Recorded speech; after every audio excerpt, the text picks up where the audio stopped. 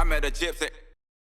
What's the what was your roadmap into riding? Like your dad was sort of into it and kind of got you into it, and then did you ever want to ride motocross and supercross, or where did the enduro stuff come from? I wanted, like, Dad raced like all enduros in 4 days.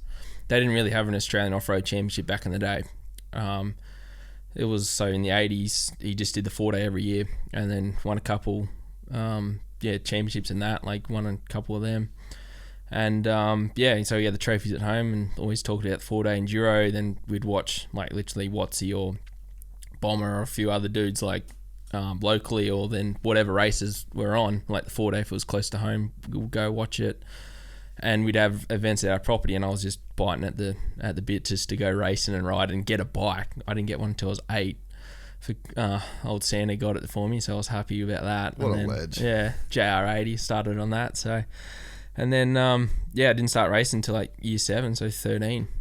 I wanted to start racing straight away. I was really competitive all through school, and any sport I did, like I was playing 2 games of basketball. Yeah. One year I was playing 3 games of basketball a week, and then training, and then I played either footy or cricket, depends on the season, and then just literally do anything, and then ride on the weekends with me mates. So then when racing started, it was like, all right, you can't do footy or cricket because it's the weekends, and you can't be in a team if you're skipping weekends. So I gave up footy and cricket there for a bit, well, forever. Well, for cricket anyway, I gave it up there, and then started racing.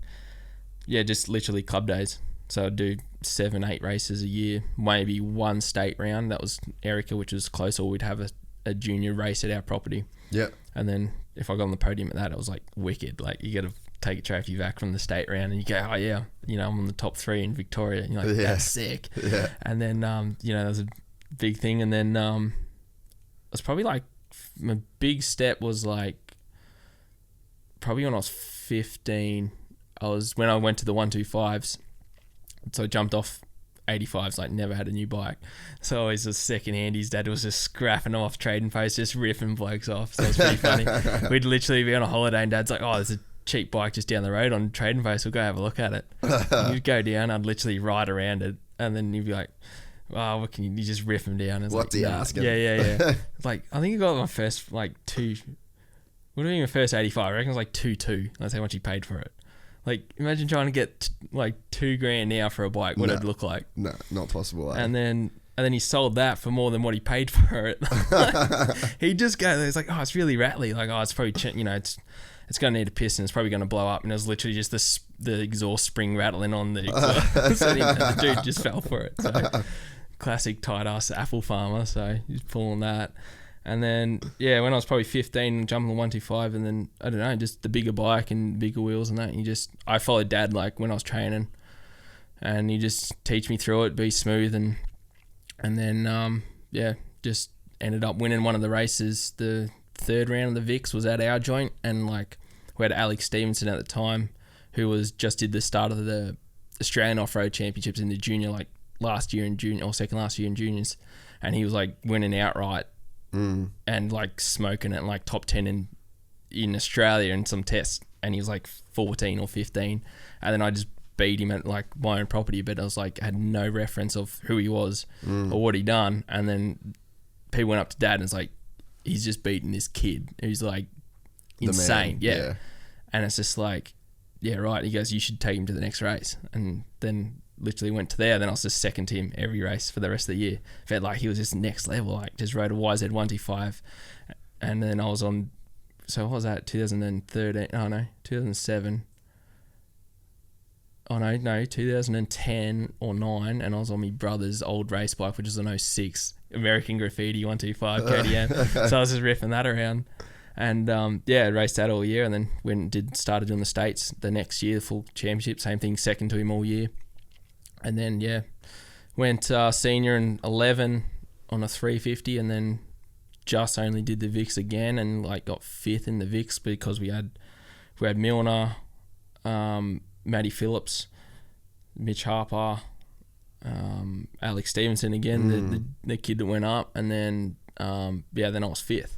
So all those dudes raced the Aussies and were all in the top 10 sort of thing. So it was like our state series was massive. So Dad's like, why take you to an Australian round? Why drive to Queensland from Victoria to if you're not even beating the dudes here in local competition? Yeah. So it's like just keep training, keep burning fuel. And like I was never the most talented kid on the bike. I was just a bulldog and just went for it. Like every day of the week, I'd get off the school bus at 3:30, walk up to the apple shed, jump on the bike, go ride, wash it, put it away, go to home, go to basketball, come back, homework, bed, go again. Sometimes it was homework. Yeah. And it was just did that and just got trying to get better and better. And then 2012, I think last year in school, like year 12, and then I did the first round of VIX, which was I think it was Aussies as well, or second, fourth round of Aussies or something, and that was then at one Thaggy, and then I like got in the top 10 of the results, and then all the guys in the top 10 had like rides here, like and getting paid bonuses, and I was just on race plan through Bolton's and KTM, so was really good just to get that, and that was sort of your future. Like I think I got 7th and a couple good tests there, and I was like, all right, I'm fast enough to get a job, because these guys all pretty much did it professionally. And I was like at school at the start of that year, and I was like, all right, I know what I'm doing next year. I'm going to be a moto enduro rider. Like I can do it now. It's in the head. So, and then all my careers meetings at high school was just like, what are you going to do? You know, when you leave school, it's like enduro rider. They're like, yeah, all right, sure, that's a thing. And I'm like, yeah, it is. These guys get paid, da da da. And they're like, then they ended up ringing up Mum, and they're like, is he serious? Is he actually gonna like do it? What's his backup plan? I'm like, oh, we got the family apple farm, so I can just work there. Otherwise, I'll just go off and go to the mines and make money, because that was the thing to do as a kid. Make money and then ride bikes whenever you want. So I was like, oh well, worth a crack. So then I sort of did all that all year, and then missed out on a ride at the end of that year. I was close to getting one, but didn't, and then didn't really get any more support through the shop, or KTM couldn't give me anything for the next year, and I'd buy my bikes and that, because Dad's like, you're 18 now, you're off on your own, like you got to buy a car, pay for all your stuff, you know, you're not on Mum's tit anymore, so I got to go. I was like, righto. And then were you working on the apple farm to make money, or? When I finished school, like literally when I finished school, and then I was working to pay for my stuff for the 4-day, and then literally was working, then I'd go do my exams at school, because I wasn't planning on uni, but Mum and Dad like, you got to do your exams. I was like, whatever. So I was literally working, go 15 minutes down the high school, go do my exam, didn't even study for it or anything, but I just knew what I wanted to do and wasn't going to uni.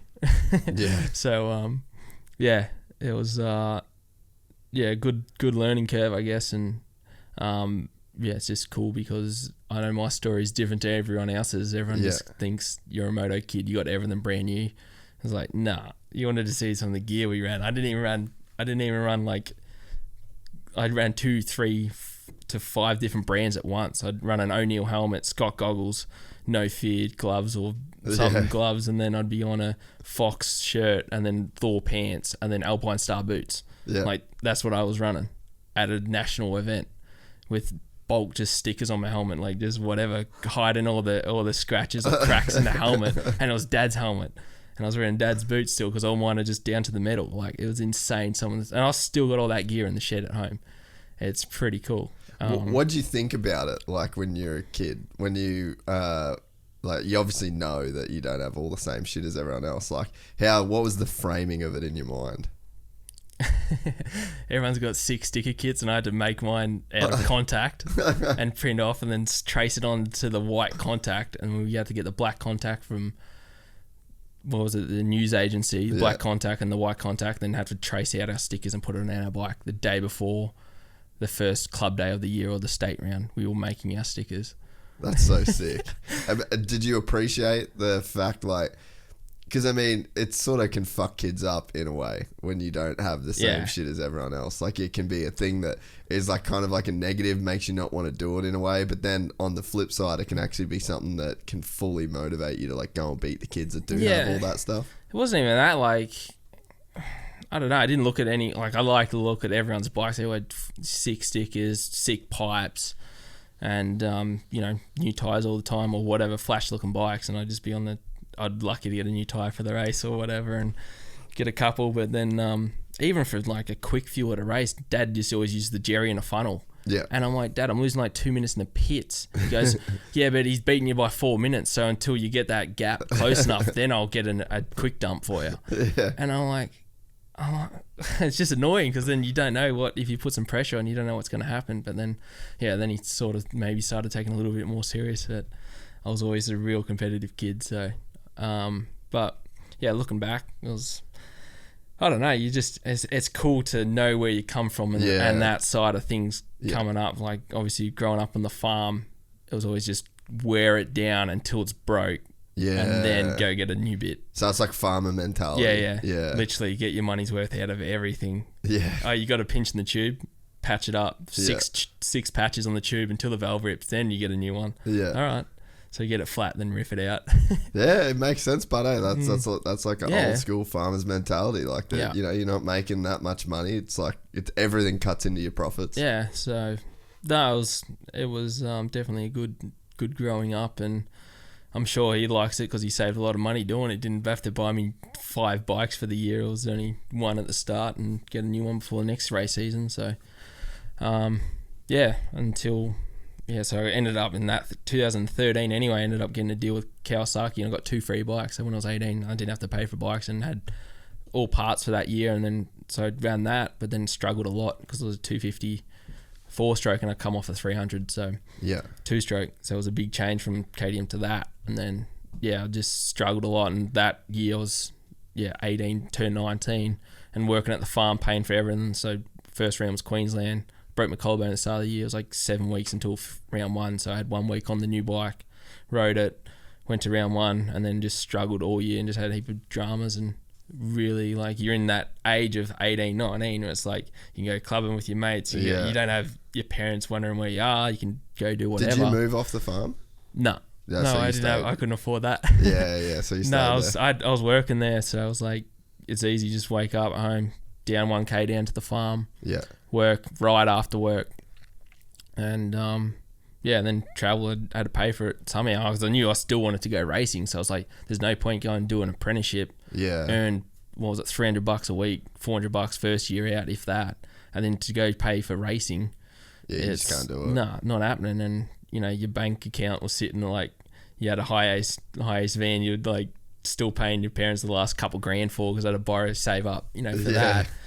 And I was like, I had to pay that off and then paid for all my fuel and then accommodation if we had to stay somewhere and like I broke down a few times that year. I was just like, and I was like, I couldn't pay for the Queensland trips to go up. I had to pay for all my entries, everything, all that was covered by me. And even for racing as a kid, it was always covered. We had to save up in school holidays to pay for all our entry fees, MA license, all that. Transponders, we had to buy one. Even parts and tyres, we did until we got parts budget, or some bits and pieces, but pretty much had to pay for everything. Dad wasn't like, here you go, here's $5,000 for the year. It was just like, he was there for the support and that was it. Like, if you want it, you'll go get it. If you enjoyed this content, please like and subscribe. And to listen to the full 3-hour podcast, search Gypsy Tales in your favorite podcast platform or click the link in the description below. Gypsy Gang.